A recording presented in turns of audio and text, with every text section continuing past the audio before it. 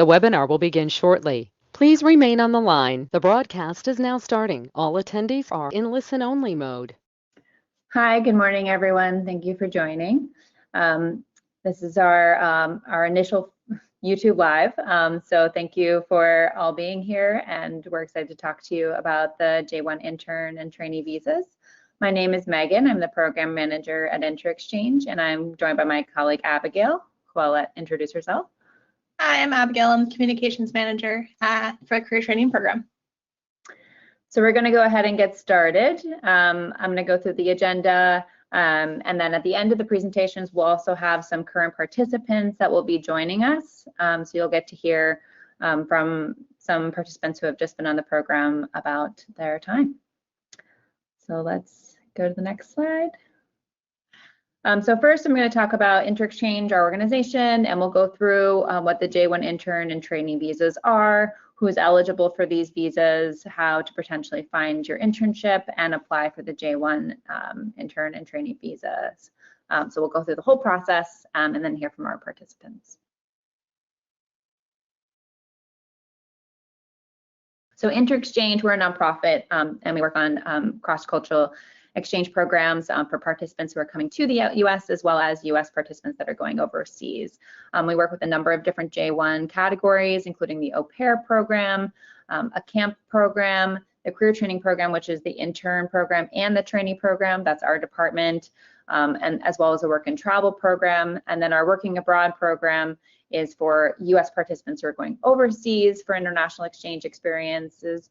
And then our foundation program, which is a scholarship program for US participants. We have students from and participants from over 90 different countries coming to all different parts of the US, so it's very widespread. So first we'll talk about the intern and trainee visas and what they are. So J-1 intern and trainee visas are temporary visas, and they're non-immigrant visas for participants that come over for work and study-based exchange programs in the US. They're not meant for ordinary employment purposes or to fulfill a labor need, and they're not meant to be a pathway to a different type of visa. And these types of visas are required for any internship or training program that you're coming to do in the United States.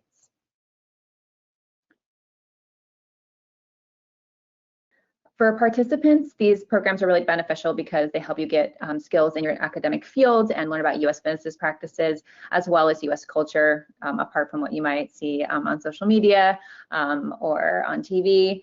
And the idea is that you'll come here, you will learn, and then you'll return home to share what you learned with your peers and colleagues back at home. For host employers, it's also a great experience because it gives them the opportunity to learn about your culture, to expand their international network, and part of their role in the process is to introduce you to US business practices, as well as incorporate you into the community by inviting you to activities while you're here and helping you experience US culture. So it's really great for both parties. Our role, InterExchange is a J-1 visa sponsor. So we are designated by the Department of State to verify that you and your host employer are eligible for intern and trainee programs. And we issue the documentation that you need, including the DS-2019 form and the DS-7002, also known as a training plan, that are needed to go to the US Embassy and apply for your visa. We're also responsible for monitoring you and your host companies during the program to make sure that everything is going smoothly and to ensure your well-being. So just note that your host employer for these types of visas is not your visa sponsor. InterExchange or whichever sponsor you select to work with would be your sponsor, and then your host employer is your host company that you would be interning with or training with.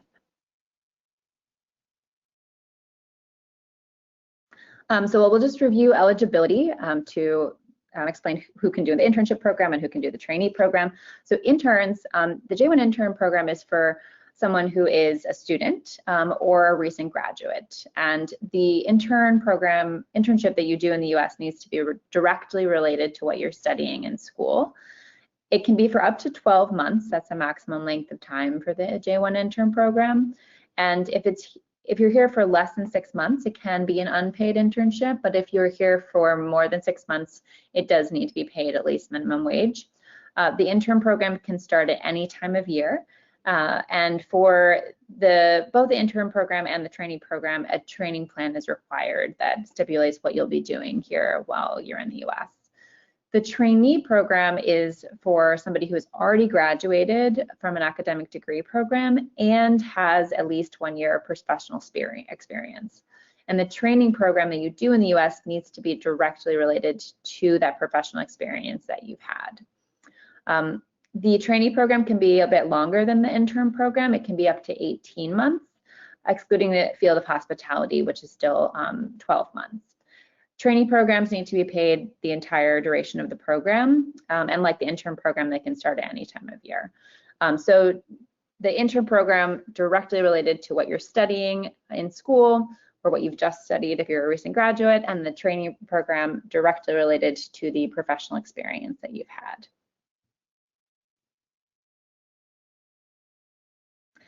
We have recently been designated as a sponsor for the VIE program. So this is a program through Business France for European students and young professionals to come to the US to do training programs.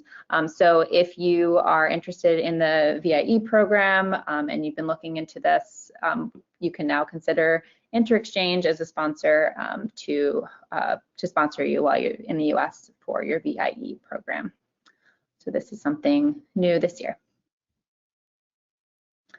In terms of the type of internship that you can do, we are designated to sponsor the fields that are listed here. These are the general categories that we can sponsor. Within these categories, there are hundreds of subcategories. So when you're applying, you would make sure that you're selecting the specific subcategory of what you'll be doing. So we sponsor arts and culture programs. This is including things like arts management, hospitality and tourism. This would be something like a culinary internship or an internship at a hotel.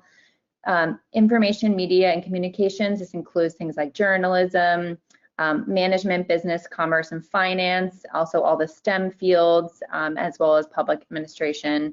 And this would include programs for lawyers as well. So these are the general categories that we can sponsor, but you can, on our website, you can see all the different subcategories listed.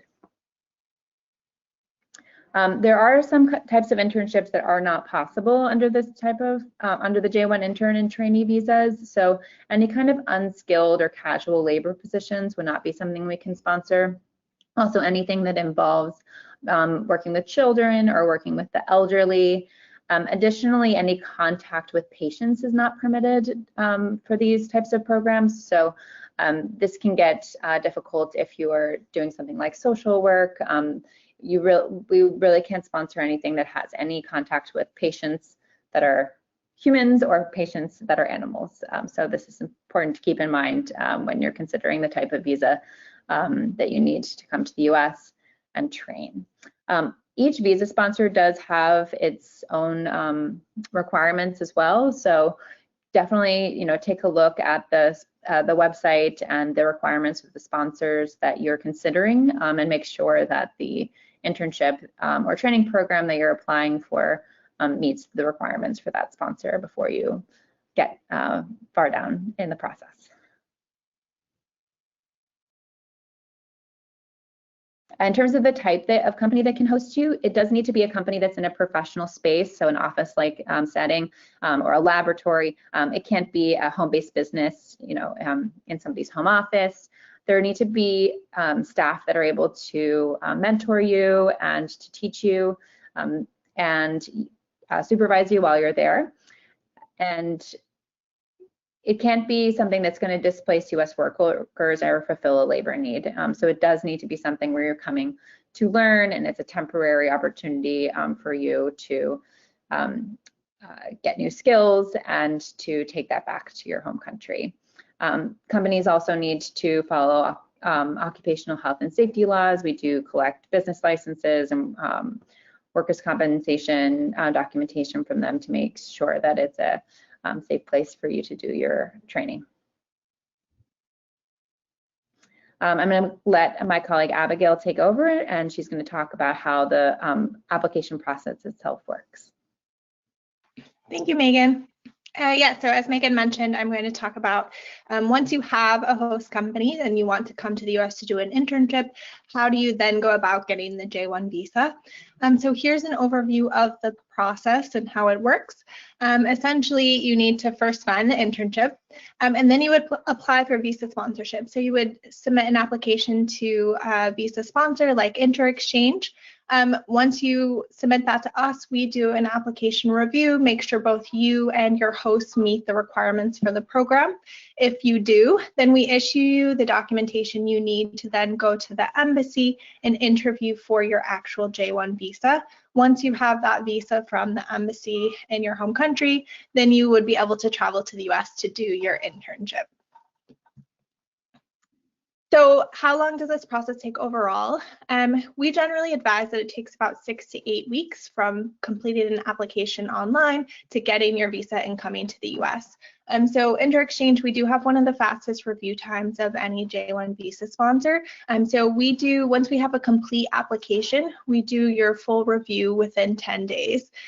So that, that means we make sure both you and your host meet the requirements for the program, and within those 10 days, we give you an answer and allow you to go to the US to the US Embassy to do your visa interview. So we do know that sometimes these processes need to happen quickly because you get an internship and you want to come do the start the internship as soon as possible, but we do advise making sure you leave yourself plenty of time for the visa process, because sometimes it can take a little bit longer depending on wait times at the embassy. So at a minimum, leave yourself 6 to 8 weeks to get that visa and come to the US. So how would you apply? So once you have your internship, you would go on our website at app.interexchange.org, and you would invite your host company to the application. So there's a portion that you need to complete and a portion that your host company needs to complete as well.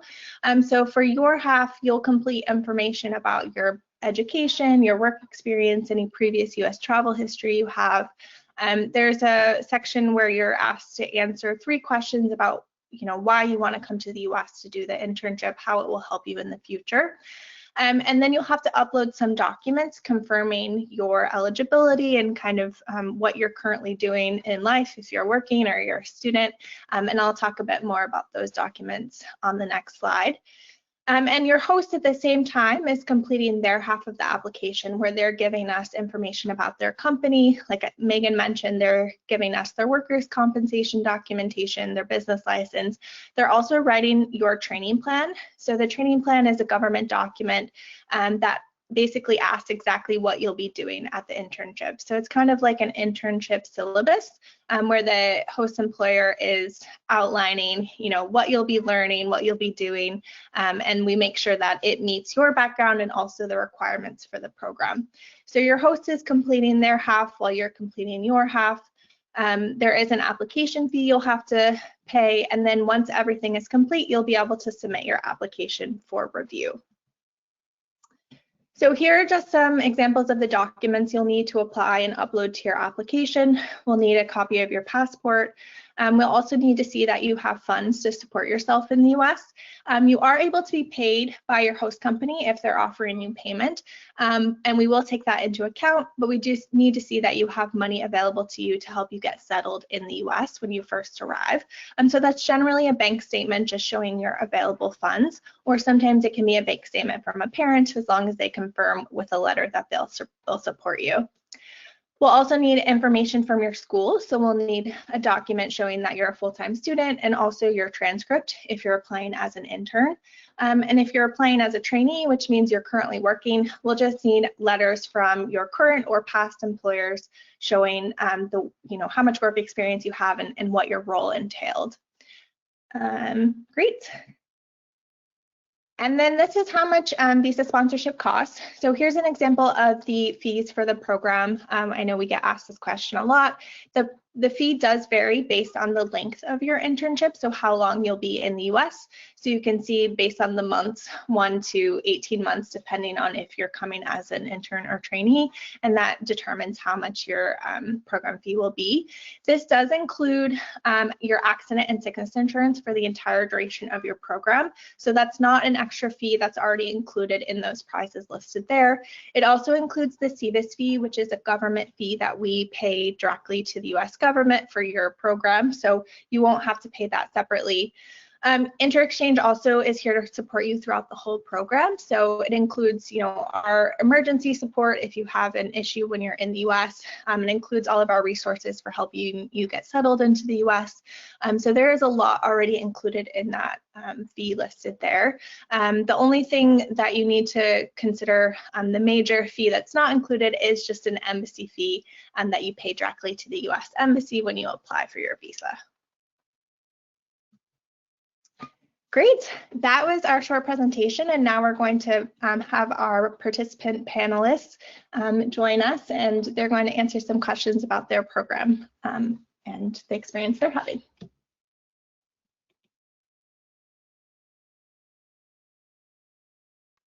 Hi, Lola. Peter, so come on as well. We're looking forward to speaking with you. So Lola, do you want to start just to introduce yourself? Hi, Peter. Introduce yourself, your name, home country, what your internship was, and where it was.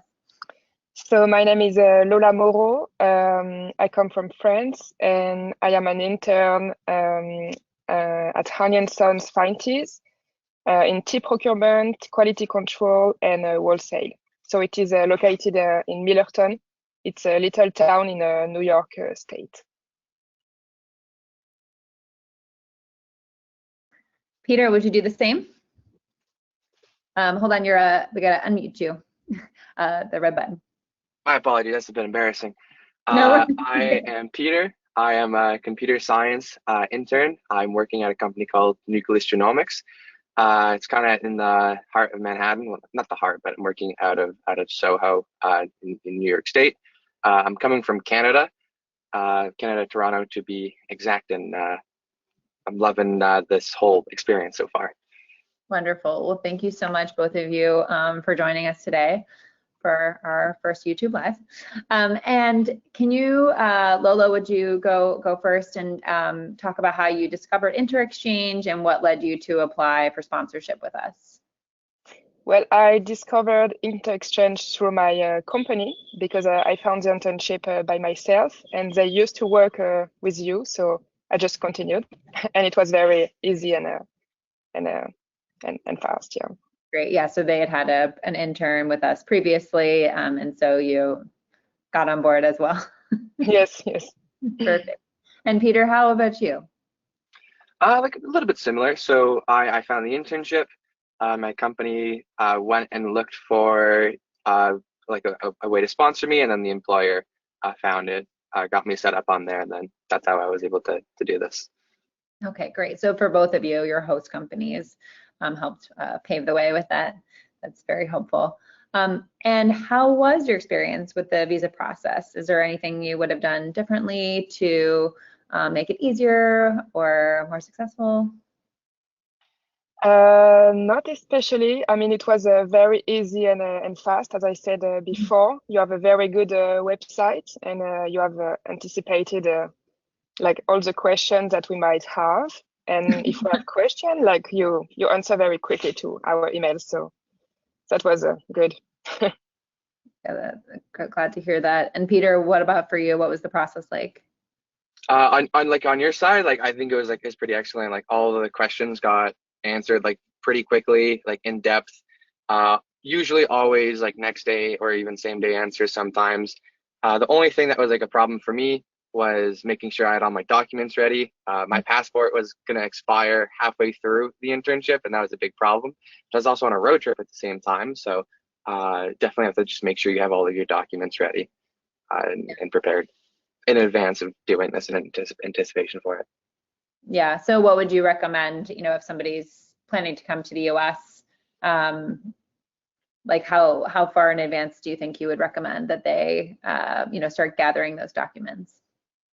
Well, if you know you're planning to come to the US soon and you should always be looking at the passport expiry date, and and I believe the criteria is you want it to expire 6 months after the end of how long you want to be there.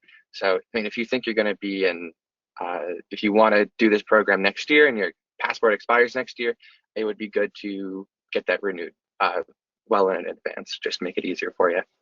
Right, yeah. And Peter, you won't have this because you didn't go to a US Embassy interview.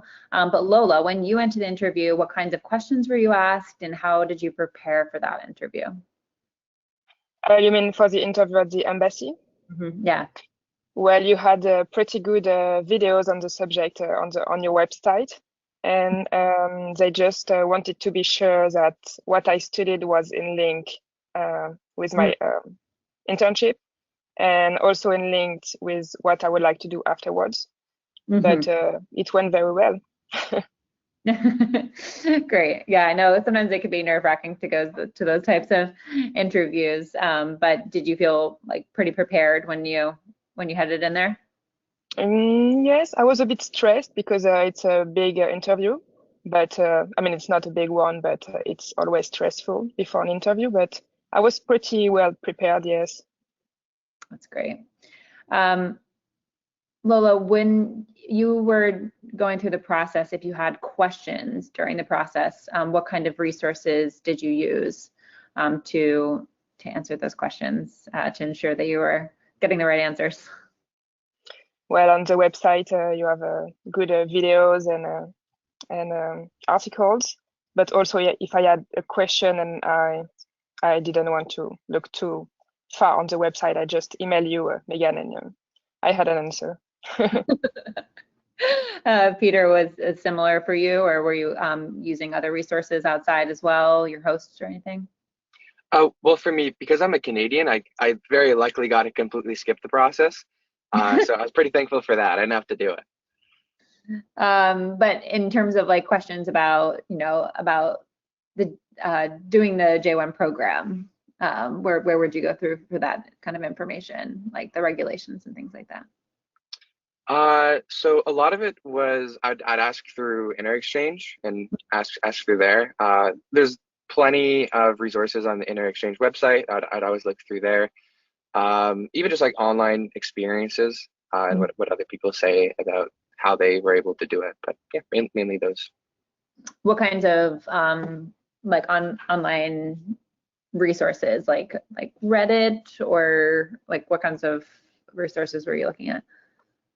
Yeah, so like other than using like the InterExchange like website, like Reddit was a great because you get a lot of like anecdotal experiences that sometimes can like apply more to your situation. So like it's a bit more personalized to you. So it's a bit more helpful sometimes. Right.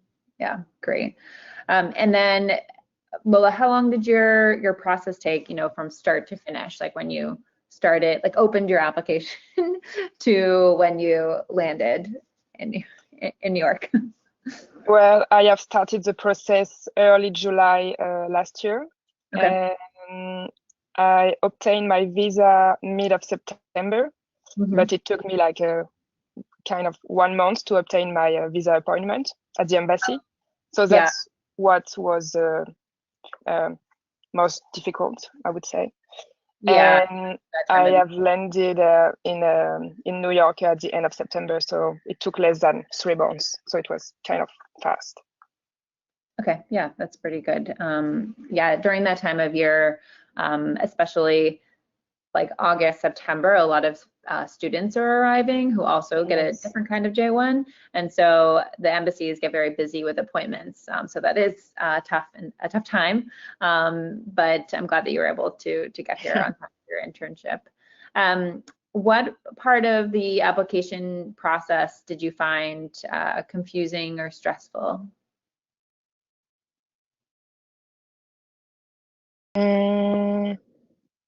Maybe the interview at the embassy, maybe, but yeah, we were all prepared, I think, so that was okay. Peter, did you find any part of it confusing or have any issues? Well, I felt the document thing was pretty stressful because I was I got the job, and then it's just like okay, well, I have to get there like as soon as possible. Like they want me to start soon, and I really wanted to start soon. But then not being prepared with my documents was like a massive hassle, especially when I was on a road trip, had to do whole sorts of shenanigans for it, and I feel like a lot of the stress could have been avoided by being prepared. Yeah. So you would just recommend that people ensure that they get those documents in advance? Yes. And then just kind of a more fun question. What has been the cultural or professional highlight of your experience? Lola, can you go first? Well, I have been able to create my own blend of tea. So it is a reference of the region where I come from in France, so the Brittany region. Okay. And it should be launched very soon. So I'm excited.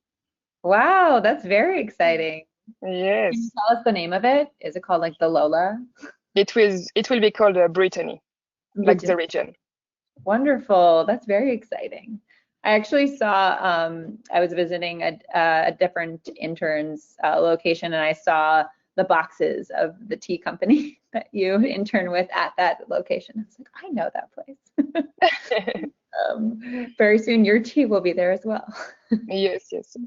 And Peter, how about you? What's been your highlight so far? Definitely just like being in Manhattan, like or just New York in general. I don't think there's a place on earth like New York. And getting to go to all the museums, all of the art galleries, see all of the super historical buildings and all of like the history of New York is like it's really something super special.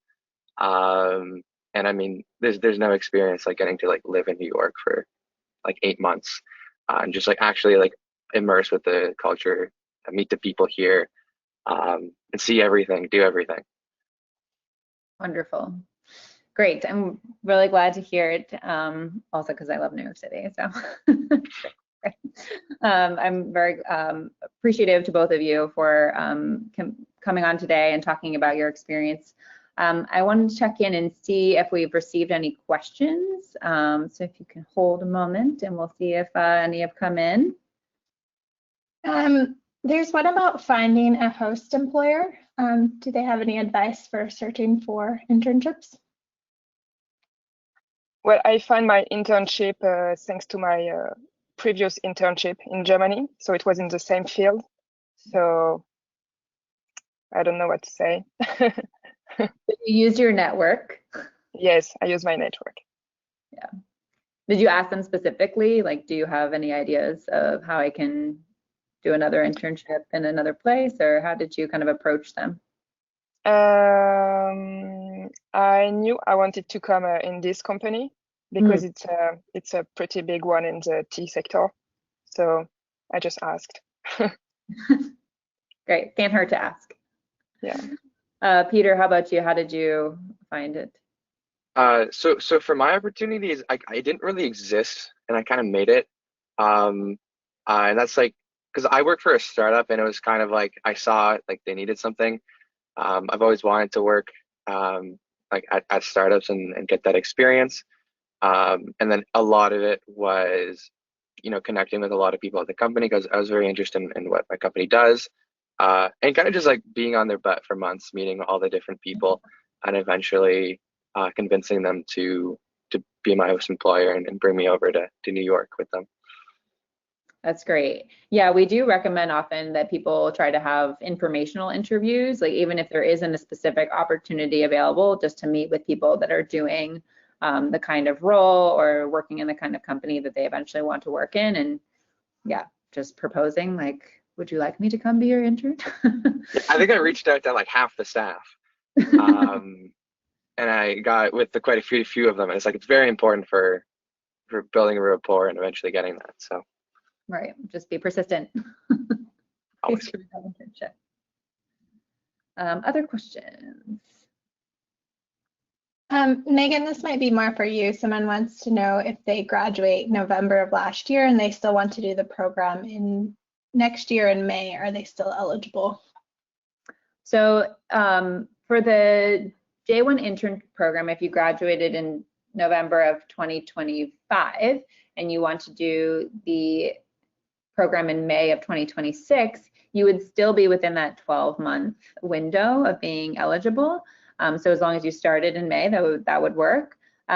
If you wanted to do it in May of the next year, of 2027, then you would no longer be eligible for the J-1 intern program. But if you get a full year of relevant work experience, you could be eligible for the J-1 trainee program. Because for the J-1 trainee program, you need the degree as well as 1 year of relevant work experience. So although you would time out of the J-1 intern eligibility, you could be eligible for the J-1 trainee program. And then you would be eligible for a longer program as long as it's not in the field of hospitality. You could do up to 18 months. Those are good questions, though. Do we have other questions for Lola and Peter? Because I want to let them live their lives and go back to their internships. It looks like no, I don't think we have any for Lola or Peter. Okay, great. I will thank you both for coming. I really appreciate it, and so glad to hear that things are going well, and it was great to hear about your process. Thank you very much.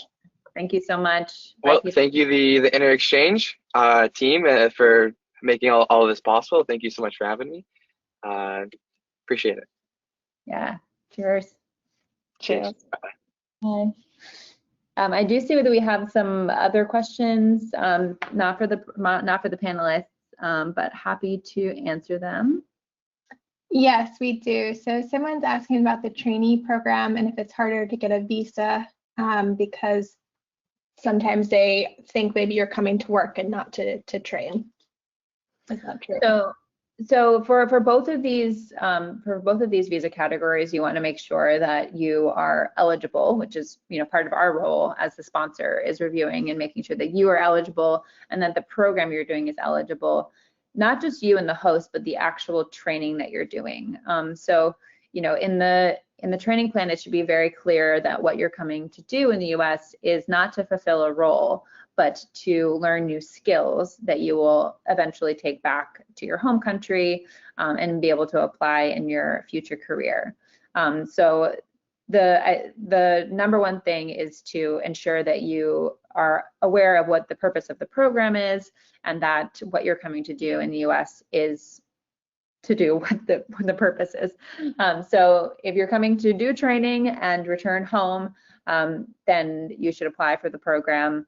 If you are looking to do something else, like come to the US to take on a full-time role, this would not be the program for you. So, review the requirements. You can reach out to us if you're unsure of your situation, but we do want to make sure that you're coming here specifically to do an internship or training program.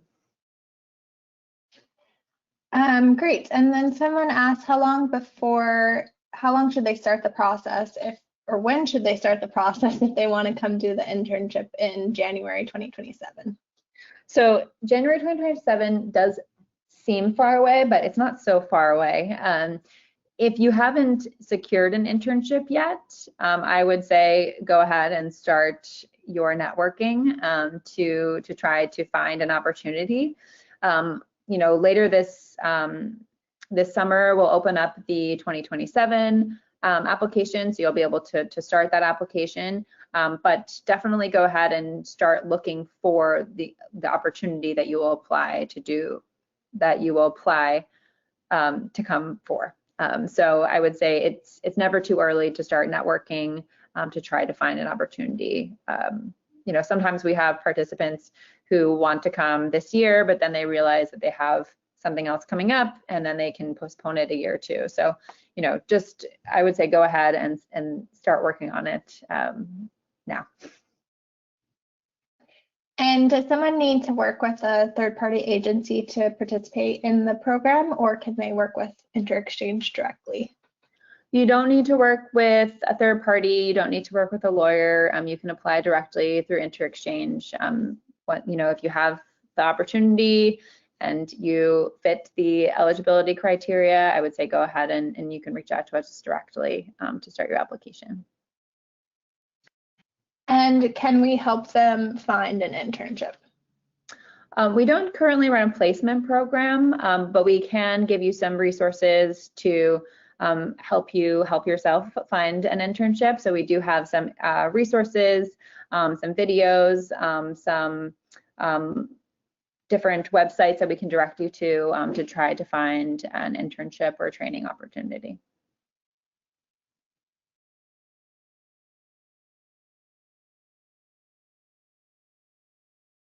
So someone asked if we've ever had a government student, and which organizations would we recommend to apply for the internship? We do sponsor participants that do internships at federal organizations. So if you have an opportunity at a courthouse or a congressional office or another type of government organization, you can reach out to us and we can help you with the process. But we don't, again, find those opportunities for you, but we can work with you if you have found an internship at an organization like that.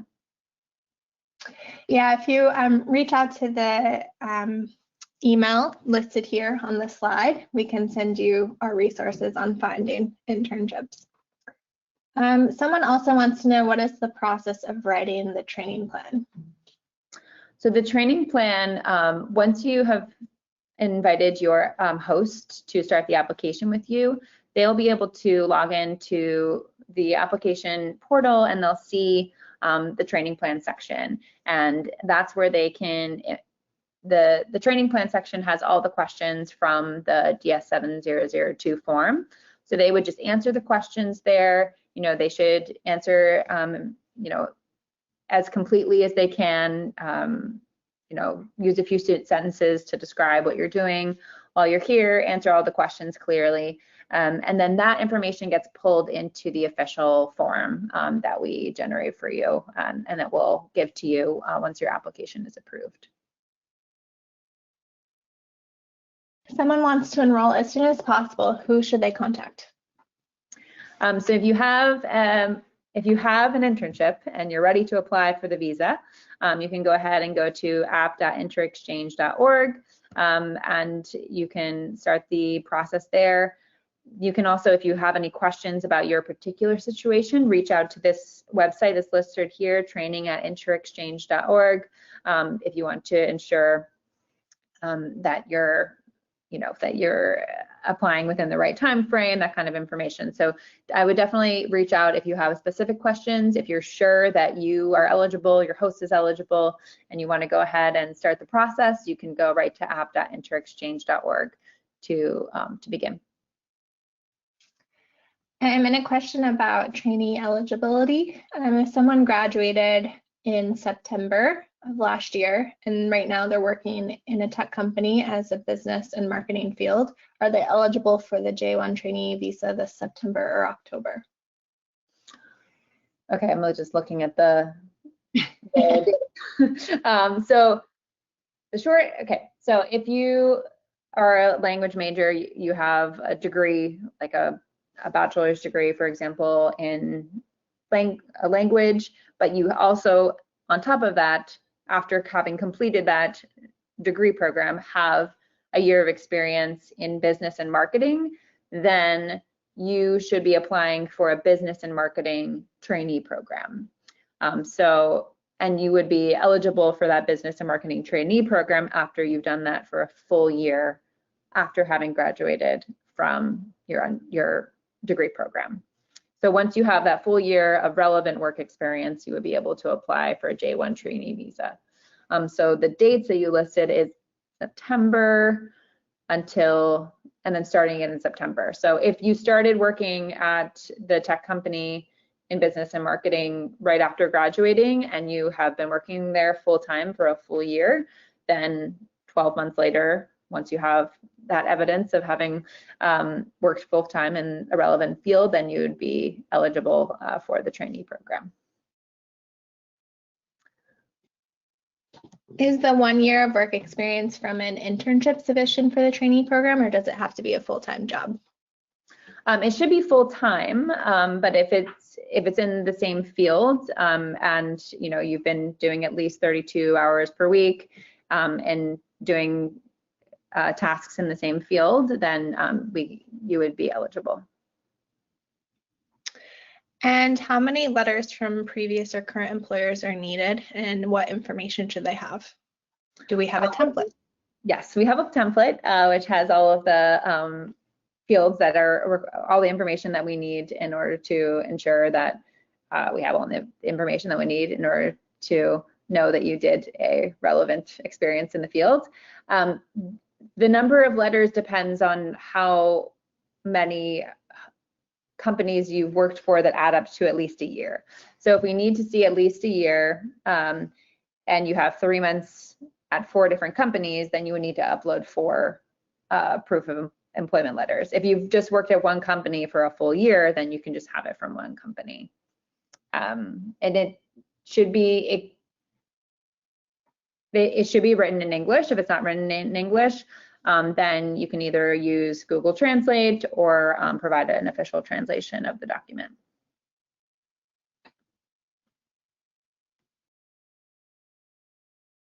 We understand that sometimes your previous employer may not speak English, so it's fine if you want to just have them write it in language that they speak and then provide the translation. And just another question about strategies for finding a host company. Yeah, so we can definitely send you our finding an internship resources. We do also have host employers that we've worked with in the past who have agreed to share their information, and we can share that information with you. It's organized by field of study, so you can look in your field of study and see if any of those host employers are the kinds of companies that would be a good fit for you, and reach out to them. Otherwise, we recommend using our finding an internship resources, which also include, links to websites where you may be able to find opportunities in your field. I think we probably have time for one more question. Internships in architecture, do we see a lot of those? Yes, we do have a lot of internships and training programs in architecture, especially since we're based in New York City. There are a lot of large architectural firms here, and we have a lot of participants that come here to New York, but also all over the US. We're able to sponsor programs in any state or territory. So if you find an architectural internship in Hawaii, you're welcome to apply. Or if you find one in San Francisco or Miami or New York, what have you, you're welcome to apply. And we do see a lot of interns coming for those types of opportunities. And final question, are there any nationality limitations? No. You can apply, whatever your nationality, you may apply, and you can go anywhere in the US. Great. Provided you meet the requirements and your host also meets the requirements. Awesome, that's everything. Wonderful. I do see that there are some other questions that may be coming in, and you are welcome to reach out to us, especially if they're specific to your situation, because we want to make sure that we're giving you accurate information for your circumstances. So please reach out to training@interexchange.org, and we will certainly follow up with you as well. So thank you all for joining. We really enjoyed getting to speak with you on this YouTube Live, and for having to our panelists who joined us as well. We thank them too. So thank you, everyone. Have a great rest of your day. Thank you. Bye.